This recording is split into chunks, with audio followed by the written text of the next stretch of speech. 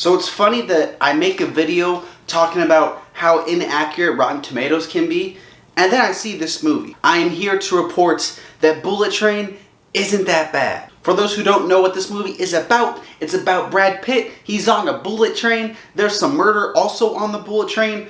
A bunch of crazy stuff's going on. Brad Pitt is fantastic. I don't have to tell you that. That's common sense. That's the most common sense thing to ever be said ever. But honestly, a lot of the other characters in this movie were pretty good. Brian Tyree Henry, fantastic. Aaron Taylor Johnson, fantastic. They were by far probably the standouts in this movie for me. They were both really funny. They played off each other really well. They played with Brad Pitt and all the other characters together. They were fantastic. Joey King in this movie, first of all, she did good. I want to preface that. But damn, did I hate her character. Not that she was written poorly, because I feel like she was written to be bad on purpose. I just hated how she kept getting away with everything. There are a ton of surprises in this movie. Like, you're like, what the heck? What's that actor doing here? What the heck? Why is Obama in this movie? He's not in this movie. But like, that's the same vibe, you know? You get all the bright neon lights of Japan mixed with all the rain. It's really cool. It gives kind of like that Blade Runner vibe. And this movie does take the Guy Ritchie, Tarantino approach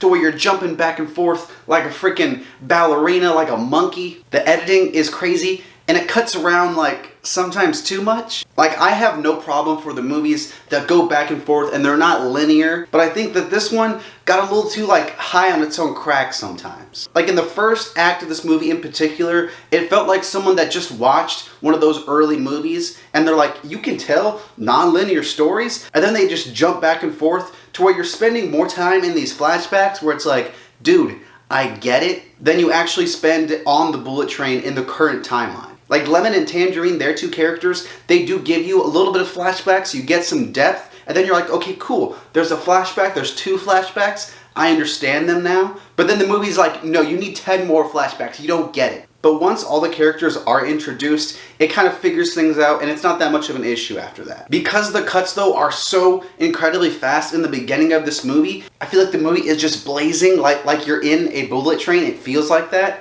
And then it just hits a hard halt on the brakes at the end. Like, the editing is like you're getting slapped, right? Over and over and over again. And then the end, it seems a little slow. Like you're anticipating some slaps, but the slaps don't come, and that doesn't slap. Because tonally, it feels a little off. There are also some characters where I was like, I wish they were in it more. Bad Bunny, wish he was in it more. When Zazie Beetz showed up, I was like, okay, sick. Look, we have Atlanta people in every single movie now. We can't help it. But then I was like, wow, I can't wait to see how she changes the story. Okay, and she's gone.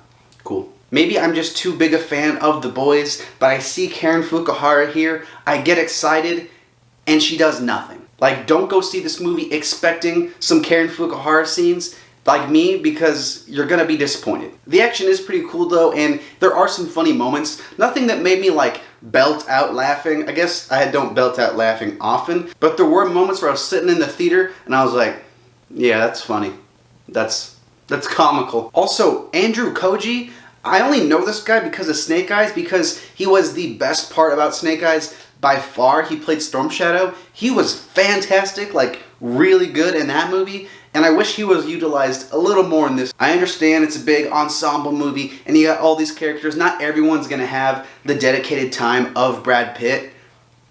Just a little bummed though. At the end of the day though, it is a fun movie. You're gonna enjoy some action. You'll probably laugh once or twice, or at least do what I did and go, yeah, that was funny. It does not deserve the score it has on Rotten Tomatoes at all, in my opinion.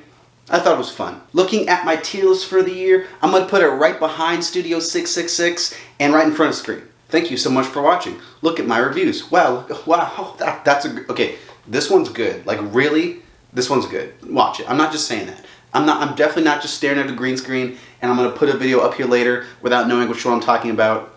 This one's actually good. Definitely watch this one. Like, just not even being biased, check it out. It's good.